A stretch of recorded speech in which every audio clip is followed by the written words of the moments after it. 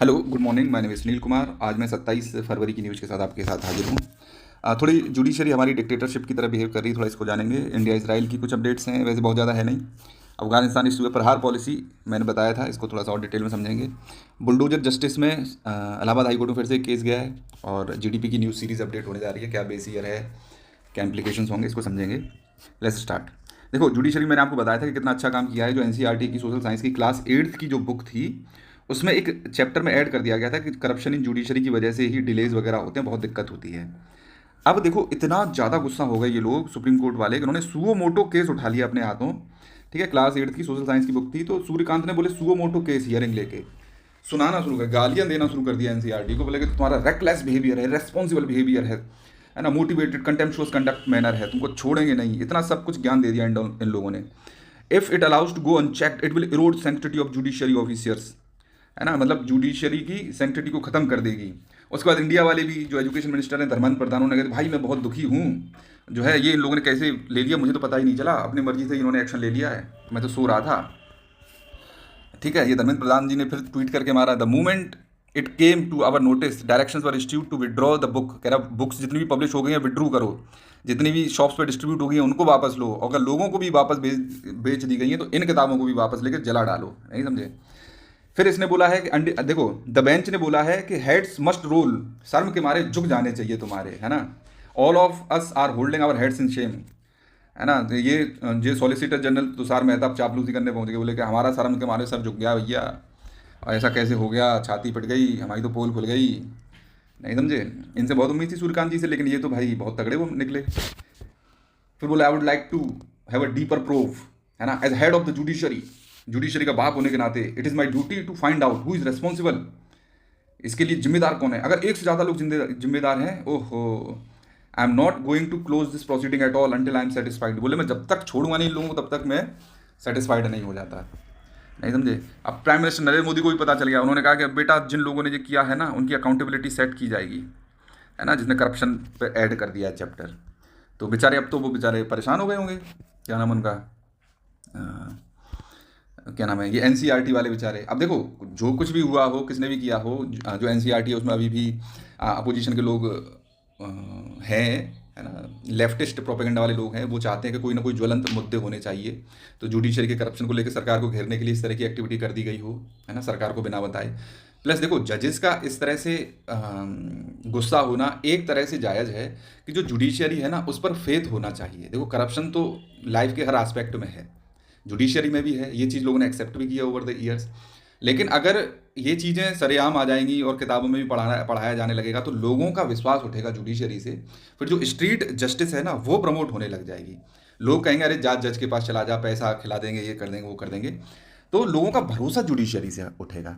अगर आप देखो, we need to talk about corruption. अगर देखें तो जो क्लास 8 का इशू आया, देखो, ट्रांसपेरेंसी इंटरनेशनल की ग्लोबल करप्शन रिपोर्ट में ये बताया गया है कि 77% जो इंडिया की पॉपुलेशन है ना, उसने बोला है कि जुडिशरी करप्ट है इंडिया की।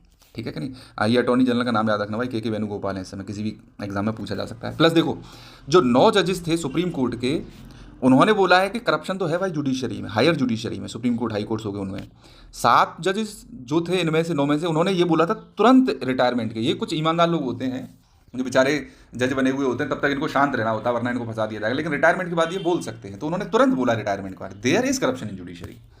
Judiciary is not about the scrutiny and accountability to the people, है ना, मतलब लोगों की अकाउंटेबिलिटी है जुडिशरी के प्रति, सॉरी, मतलब जुडिशरी की अकाउंटेबिलिटी है लोगों के प्रति, और लोग स्क्रूटनाइज भी करने चाहिए, जैसा कि इस केस में किया गया है ना।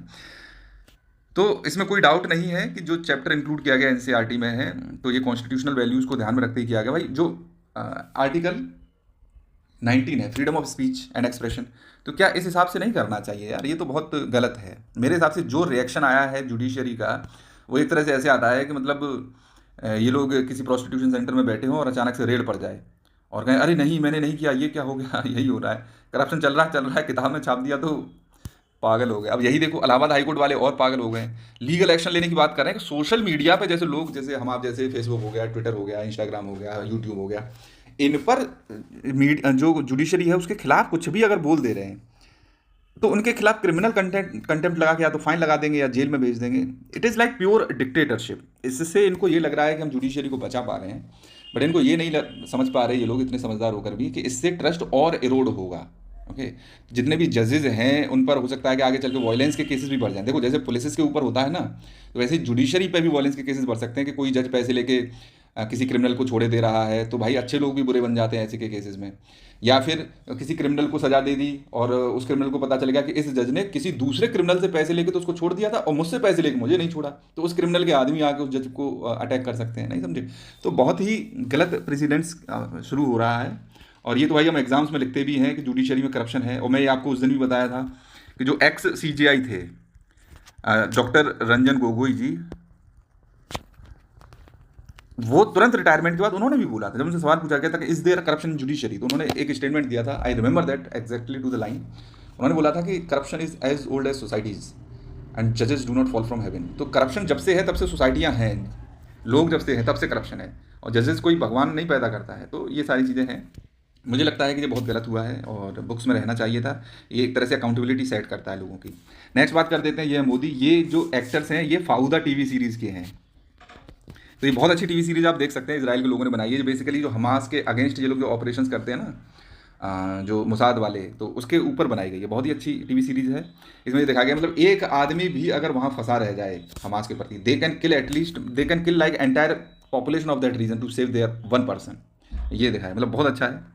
देखो पाकिस्तान ने अटैक कर दिया था, ये सो के उठते हैं पाकिस्तान वाले, अफगानिस्तान पर अटैक कर देते हैं, सिविलियन लोगों को मार देते हैं। अब इनकी मिसाइल्स की एक्यूरेसी तो है नहीं, बोले कि हम तालिबान को मारने जा रहे थे, अब सिविलियन इलाके में हिट कर दिया और महिलाएं और बच्चे मर गए।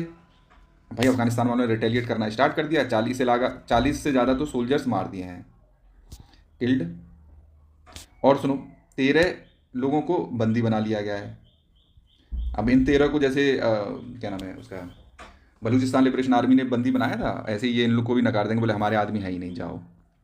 इस तरह की चीज़ें हैं। रेस्ट्रिक्टिव डेफिनेशन की बात करते हैं। देखो अरावली हिल की जो डेफिनेशन थी 100 मीटर वाला, जो रेस्ट्रिक्टिव वो डेफिनेशन थी कि 100 मीटर से ऊपर की हिल को ही हिल माना जाएगा।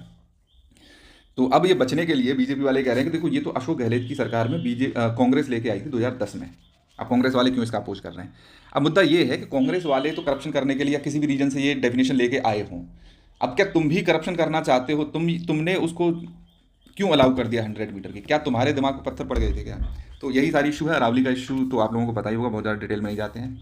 बोको हराम आपको पता है कहाँ का ग्रुप है, टेररिस्ट ग्रुप है, रेडिकल इस्लामिक टेररिस्ट ग्रुप है नाइजीरिया का। 25 लोगों को मार दिया है। आप लोगों को पता है रमज़ान चल रहा है, मैं आपको बता चुका हूँ। इसमें मतलब एक अलग ही 70 टाइम्स बेनिफिट मिलता है अगर आप काफिर को नुकसान पहुंचाते हो। तो भाई मार दोगे तो जाहिर सी बात है कि 70 गुना वो मिलेगा। फेक ईडी बस्ट हुई। देखो 86 साल की बेचारी एक महिला थी और उस पर एक औरत काम करने आती थी, 40 साल की रेखा देवी। अब इसने अपने लोगों के साथ मिलकर इसके यहाँ ईडी बन के पहुंच गया रेड मारने के लिए। वो तो शुक्र है कि इसका जो ग्रैंड सन था लेडी का, वो उसने थोड़ा इंटरफियर किया तब ये बच पाए। It's just wow, I mean कुछ कह नहीं सकते। ऐसा ऐसा लोग कर रहे हैं आजकल। इंस्टाग्राम ने एक अच्छी पहल स्टार्ट की है, GS2 में आप इसका यूज़ कर सकते हो, है ना, डिप्रेशन एंग्जाइटी से डील करने के लिए। कि जो भी बच्चे हैं ना सुसाइड से रिलेटेड क्वेरीज करते हैं, उनका अलर्ट उनके मम्मी पापा पे भेज देगा। तो ये अच्छी पहल है जिससे कि उनको डिप्रेशन का पता चल सके। प्रहार एक्सरसाइज कह रहा हूँ, जो पॉलिसी एंटी टेररिज्म के लिए हमने लॉन्च की थी, मिनिस्ट्री ऑफ होम अफेयर्स ने पहली हमारी काउंटर टेररिस्ट स्ट्रैटेजी है प्रहार, ये हमने लॉन्च किया है। ठीक है, इसमें 7 पिलर हैं, ये मैं बता चुका हूँ। पहला पिलर क्या कहता है? इंटेलिजेंस लेड प्रिवेंशन हम लोग करेंगे, real time inter agency coordination करेंगे, प्रोपेगेंडा को काउंटर करेंगे, स्लीपर सेल्स को मारेंगे, फंडिंग को रोकेंगे, टेरर फंडिंग को, ठीक है कि नहीं, आर्म्स नेटवर्क को पकड़ के इंटेलिजेंस के थ्रू खत्म करेंगे। स्विफ्ट एक्शन ये लोग लेंगे, है ना, प्रोपोर्शनेट रेस्पॉन्स देंगे। किसी ने एक आदमी मारा है तो हम 10 लोगों को मार डालेंगे, इस तरह का प्रोपोर्शनेट रेस्पॉन्स देंगे और जल्दी देंगे। ठीक है, एग्रीगेशन ऑफ कैपेसिटीज़ बढ़ाएंगे, पुलिस मॉडर्नाइजेशन करने की जरूरत है, स्टैंडर्डाइज ट्रेनिंग की जरूरत है, ह्यूमन राइट्स का भी ध्यान रखेंगे, रूल ऑफ लॉ का ध्यान रखेंगे। ग्रेडेड डी रेडिकलाइजेशन करना पड़ेगा लोगों का, कम्युनिटी को एंगेज करेंगे, जो लोग डी रेडिकलाइज हो गए उनको डी रेडिकलाइज किया जाएगा। इंटरनेशनल कोऑपरेशन भी करेंगे, प्लस रिकवरी एंड रेजिलियंस बढ़ाया जाएगा। ठीक है कि नहीं। प्लस इसमें देखो और भी बहुत सारी चीज़ें हैं कि जितनी भी हमारी एजेंसीज हैं, टूल्स हैं, जैसे NSG हो गया, NIA, UAP हो गया, इनको एक साथ ला के वो किया जाएगा। इंटरनेट स्टैंडर्ड ऑपरेटिंग प्रोसीजर्स भी इस्टेब्लिश किए जाएंगे। अब फिर क्वेश्चन ये आता है, क्या ये हमारी अकेली कंट्री ऐसी है जो इस तरह की काउंटर टेररिज्म स्ट्रेटजी लेके आई है? तो इसका जवाब है नहीं। US भी ला चुका है, UK भी ला चुका है, ठीक है कि नहीं। US का जो काउंटर टेररिज्म स्ट्रेटजी डॉक्यूमेंट है उसका नाम ये है USNSCT, United state national strategy for counter terrorism. UK की जो ऋषि सुनाक की गवर्नमेंट थी वो लेके आई थी कॉन्टेस्ट 2023 में, ठीक है कि नहीं। यूएसए का जो डॉक्यूमेंट कहता है कि बोले कि अगर टेररिज्म हुआ तो हमारे पास जितनी भी पावर है ना, ऑल इंस्ट्रूमेंट्स ऑफ पावर, चाहे वो पुलिस हो, आर्मी हो, नेवी हो, एयरफोर्स हो, हम सबको लगा देंगे और खत्म कर डालेंगे टेररिज्म को। अच्छी स्ट्रेटजी है भाई, ऐसा ही होना चाहिए।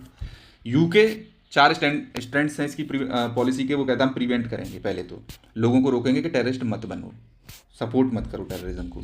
दूसरा है फिर हम परस्यू करेंगे, अटैकों को रोकने की कोशिश करेंगे, फिर प्रोटेक्ट करेंगे, अपने लोगों का प्रोटेक्शन को स्ट्रेंथन करेंगे, फिर प्रिपेयर करेंगे, बोले जब जाके हम मिटिगेट करेंगे। बहुत ही घटिया सी स्ट्रेटजी है। प्रहार का अगर देखें तो प्रहार का जो सिक्योरिटी डॉक्यूमेंट है ना वो 7 पेज का है। अगर इसको देखा जाए ना तो 8 पेज का डॉक्यूमेंट है, ठीक है। तो 8 पेज का डॉक्यूमेंट है। यूएसए का क्या है भाई, 34 पेज का है, और यूके का 78 पेज का है। तो इससे क्या पता चलता है हमें, 8 पेज का, इससे ये पता चलता है कि ये जो प्रहार जो पॉलिसी काउंटर मतलब पॉलिसी डॉक्यूमेंट है बहुत ज़्यादा डिटेल्ड नहीं है। तो जाहिर सी बात है कि इसमें एम्बिग्यूटी बहुत ज़्यादा हो जाएगी। तो क्रिटिसिज्म एक ये है कि इसको एक डिटेल्ड डॉक्यूमेंट होना चाहिए था। जो आप एसओपीज़ की बात कर दी है कि हम इस्टेब्लिश करेंगे, तो उनको इस्टेब्लिश कर देना चाहिए था, है ना। तो ये एक कंस्ट्रक्टिव क्रिटिसिज्म है। और इसमें और भी है, ओवरसाइट है कि does not embed public reporting, मतलब पब्लिक रिपोर्टिंग को एम्बेड नहीं करता है। इंडिपेंडेंट स्ट्रेटजी लेवल रिव्यूज़ की बात नहीं करता है ना। तो भाई लोगों को इन्वॉल्व करके रखना है। नैरोअर आइडियोलॉजिकल कैनवास है इसका। तो मतलब ये जो प्रहार पॉलिसी स्टेटमेंट है ना, ये केवल और केवल काउंटर नहीं, सॉरी, क्रॉस बॉर्डर टेररिज्म को ही रोकता है और जिहादी टेररिज्म को रोकता है, ठीक है कि नहीं। जो वेस्टर्न का जो कंट्री का यूएस यूके का है वो एक्सट्रीम राइट विंग टेररिज्म को, हाइब्रिड फॉर्म ऑफ टेररिज्म को भी रोकता है, जो इंटरनल टेररिज्म होता है। वे फॉरवर्ड में बहुत ज़्यादा हम डिटेल में जाते नहीं हैं इसको। वही है कि देखो क्लियर पॉसिबल गाइडलाइंस होनी चाहिए। 7 पिलर्स को डे टू डे पुलिसिंग को भी बताओ कि ऐसा करना है तुमको। The success of strategy will depend upon how we will, मतलब how well the role of each spoke in the wheel. वैसे जो पहिया होता है ना उसका हर एक स्पोक कैसे काम करता है। जैसे ये हो गया पुलिस, अच्छे से काम करे तभी तो सक्सेस हो सकती है। आर्मी, नेवी, एयरफोर्स अच्छे से काम करें भाई, तभी बहुत अच्छी सी काउंटर टेररिज्म को रोक सकते हैं। फिर ये कम्युनिटी इंगेजमेंट हो गया, फिर तुम्हारे ये मान लो कोस्टल पुलिसिंग हो गई, उसके बाद मान लो ये तुम्हारा सर्विलेंस हो गया, साइंटिस्ट वाइंटिस्ट हो गए। तो मतलब व्हील के जितने भी स्पोक हैं वो अच्छे से काम करें और उनको अच्छे से इक्विप किया जाए, अच्छे से मतलब वेपन्स वगैरह दिए जाए, सर्विलेंस टेक्नोलॉजी दी जाए, तभी ये प्रहार पॉलिसी मतलब सक्सेसफुल हो सकती है। अदरवाइज़ ये फेल हो जाएगी, ऐसा ये इन लोगों का मानना है, ठीक है कि नहीं। आई होप कि आपको समझ में आया होगा। नेक्स्ट हम बात कर लेते हैं बुलडोजर जस्टिस को लेके। इलाहाबाद हाईकोर्ट में केस पहुंच गया है। तो एक तरह से अभी इसमें फैसला नहीं आया है, तो हम इसको बहुत ज़्यादा डिटेल में नहीं देखेंगे। जब इलाहाबाद हाईकोर्ट कुछ इसमें बात बोल देगा तब हम इसको देखेंगे अच्छे से। प्यूनिटिव डिमोलिशन, प्यूनिटिव मतलब पनिश करने के लिए हम किसी का घर गिरा देते हैं, तो ये एग्जीक्यूटिव डिस्क्रिशन होता है, डिस्क्रिशन को पनिशमेंट में तब्दील कर लेता है। और देखो इसका मैं वैसे बता देता हूँ, सजा देने का अधिकार किसको है, केवल केवल जुडिशियरी को है। अगर ये बुलडोजर से घर गिरा देते हैं तो सजा कौन दे रहा होता है, वो दे रही होती है सरकार, ठीक है कि नहीं। तो यहाँ पर कॉन्फ्लिक्ट ऑफ जुरिडिक्शन आ जाता है कि एग्जीक्यूटिव और जुडिशरी की लड़ाई हो जाएगी, बोले तुम्हारा अधिकार है कि हमारा अधिकार है। जुडिशरी फैसला लेगी तो इसमें लग जाते हैं सालों, और सरकार को भी पता है कि भाई जुडिशरी है करप्ट, रोकने पे पैसा खा के और ये और वो लगा सकती है। तो सरकार स्विफ्ट एक्शन लेकर तुरंत क्रिमिनल्स के घरों को गिरा देती है। जुडिशरी ये कहती है कि अगर एक रीजन में एक घर ही इलीगल थोड़ी होगा, उस रीजन में कई सारे होंगे तो सारे घरों को गिराओ, है ना। ऐसा लगता है कि ये तुम वेंडेटा कर रहे हो, वेंडेटा मतलब एक तरह से बदला ले रहे हो तुम लोगों से, ठीक है। प्लस दूसरा जो जुडिशरी का मानना ये है कि कलेक्टिव जस्टिस का प्रोविजन नहीं है हमारे यहाँ। कलेक्टिव जस्टिस का मतलब है जैसे मैं अगर कोई क्राइम कर दूं तो मेरे घर को पुलिस आके गिरा दे, तो ये कलेक्टिव जस्टिस हो गया। मेरे क्राइम की सज़ा मेरे परिवार को, मेरे माँ बाप को, मेरे भाई बहन सबको मिल जाएगी, भाई वो तो बेघर हो जाएंगे। तो कलेक्टिव पनिशमेंट का या कलेक्टिव जस्टिस का हमारे यहाँ प्रोविज़न है नहीं। तो इन सारे इश्यूज़ को देखा जाएगा, ठीक है कि नहीं। तो ये कोई हमीरपुर की फैमिली है, वो चली गई है हाई कोर्ट में, और इसमें यही बोला है कि जुडिशरी को ही पनिशमेंट देने का अधिकार है और एडमिनिस्ट्रेटिव अथॉरिटीज़ ये काम नहीं कर सकती हैं। और ये सारी कहानी दे रखी है। आर्टिकल 14 और 21 का हनन है, ये देखो आगे आएगा। उत्तर प्रदेश की सरकार सीधे सीधे कह देती कि देखो हमारे पास जो Uttar Pradesh municipal corporation act है और Uttar Pradesh urban planning and development act है 1973 का, इसमें हमको अधिकार दे रखा है, एम्पावर किया हुआ अथॉरिटीज़ को कि अपन लोग अनऑथराइज्ड कंस्ट्रक्शन को रिमूव कर सकते हैं। लेकिन इसमें यही है, देखो इसमें जो अनऑथराइज्ड एक्सेस को रिमूव करना है ना, उसके भी प्रोसीजर दे रखे हैं। एक स्ट्रक्चर्ड प्रोसेस होगा, पहले वायलेशन किया उसको आइडेंटिफाई करो, फिर रिटन नोटिस दो, है ना, फिर उसको अपॉर्चुनिटीज़ दो सुनने की, रेस्पॉन्ड करने की, आदमी को ऑब्जेक्शन रेज करने की दो, उसके बाद तुमको जो है एक रीजनड ऑर्डर पास करना है। ये सब पता है क्रिमिनल्स को और उन सबको रोकने के लिए बनाया हुआ है। इलीगल कंस्ट्रक्शन उठा फेंको जेल में और तोड़ डालो। हालांकि ऐसा हो नहीं सकता एक सिविलाइज्ड सोसाइटी में, क्योंकि अपने ही लोग हैं। देखो अगर बांग्लादेश से आके किसी इलीगल आदमी ने उठा रखा है तो उसको तो मतलब जो करना है उसके साथ कर डालो, it doesn't matter. But yes, if that person is a citizen of India, Bharat सरकार का अगर वो नागरिक है, तो उसको as a person human treat किया जाना चाहिए और उसके अधिकारों का हनन नहीं होना चाहिए। सुप्रीम कोर्ट ने भी एक जजमेंट दिया था, redirections in the matter of demolition of structure 2024 में बोला था। इसने यही बोला था कि मतलब property can not be demolished merely because owner is accused of an offence. कोई क्राइम कर दिया है तो उसकी वजह से प्रॉपर्टी को नहीं डिमोलिश किया जाना चाहिए। प्लस देखो, जीडीपी की नई सीरीज आने वाली है, मैं बता देता हूँ। जो advisory committee on national accounts statics है, वो लेके आने वाली है 2015 में, जनवरी 2015 में एक नई सीरीज आई थी जिसमें हमने अपने बेस ईयर को कर दिया था 2011-12। अब 2026 में एक नई सीरीज आने वाली है, बेस ईयर को हम क्या कर देने वाले हैं 2022-23। ध्यान रखना 11-12 से 22-23, 11-22 ऐसे याद रखना, इसको भूल मत जाना भाई, ओके। अब इसको बात कर देते हैं। देखो 2004-5 की जो सीरीज थी ना, जो बेस ईयर था, ठीक है, तो वो उसके हिसाब से ये जीडीपी की ग्रोथ रेट रही थी। तो देखो ग्रोथ रेट्स में चेंज आ जाते हैं, ठीक है कि नहीं। 6 में 9.3% रही, उसके बाद 8 में 9.8% रही, ठीक है।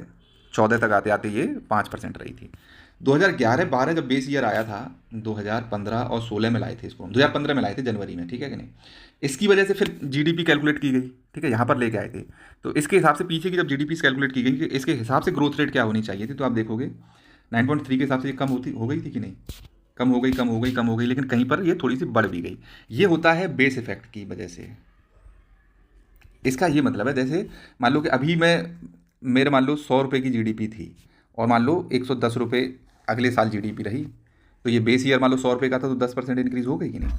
अब मान लो मैं बेस ईयर चेंज कर देता हूँ 110, अब मान लो मेरी 10 रुपये की इंक्रीमेंट हुआ, 120 हो गई, तो अब बेस ईयर 110 हो गया, तो 110 का 10 रुपये का इंक्रीज, ये 120 कितना बैठेगा, तो हो सकता है 9 पॉइंट कुछ परसेंट ही बैठे, ठीक है कि नहीं। तो आप देखोगे तो जो जीडीपी ग्रोथ रेट जो इस बेस ईयर पे थी वो 10% बढ़ी थी, इस बेस ईयर पे सेम बढ़ी है, 10 रुपये ही यहाँ पर भी बढ़ी है, ठीक है कि नहीं, देख रहे हो कि नहीं, यहाँ पर भी 10 रुपये बढ़ी है, लेकिन बेस इफेक्ट की वजह से परसेंटेज कम हो गया। तो सेम यहीं पर यही चीज़ देखने को मिली थी जब 2011-12 में जब बेस ईयर बढ़ा दिया गया था, तो जीडीपी का स्तर बढ़ गया था। मान लो पहले $1 ट्रिलियन रही हो, 1 ट्रिलियन तो नहीं थी, मान लो $800 बिलियन रही हो, 2011 में मान लो $1 ट्रिलियन हो गई हो, ठीक है कि नहीं। तो बेस ईयर की वजह से जाहिर सी बात है कि जीडीपी ग्रोथ रेट में कमी आई थी, पीछे की बालों की हमने चेक की थी उसको। अब यही चीज़ इस बार भी होगी और आगे चल के उसी हिसाब से उसी बेस ईयर पे हम लोग ग्रोथ रेट चेक करेंगे अगले आने वाले 10-12 साल के लिए, ठीक है। ये करना पड़ता है, ये IMF ने भी इसको मैंडेट किया हुआ है कि रेगुलरली इसको चेंज करते रहना है, ठीक है कि नहीं। Regular, it should be regularly updated. More accurately data बता पाएगा, इसमें बताया है कि इतना हम कर देंगे 22-23। एक्टिविटी वाइज रेवेन्यू शेयर भी बताया जाएगा। New series will also include value of housing services provided by government to their employees, मतलब जो सरकार घर देती है ना अपने सरकारी एम्प्लॉइज़ को, तो उसकी वैल्यूज़ को भी ऐड किया जाएगा। आई थिंक इतना ही है, थैंक यू। और आप मेरे चैनल को सब्सक्राइब करिए और टेलीग्राम पे जाना, न्यूज़ टू नोट्स आप सर्च करोगे ना तो आपको ये PDF मिल जाएगी वहाँ पर, थैंक यू। और अगर आप डायरेक्ट जाना चाहते हैं तो इसको स्कैन करो और अपने गूगल लेंस से तो आप वहाँ पहुँच जाओगे, थैंक यू।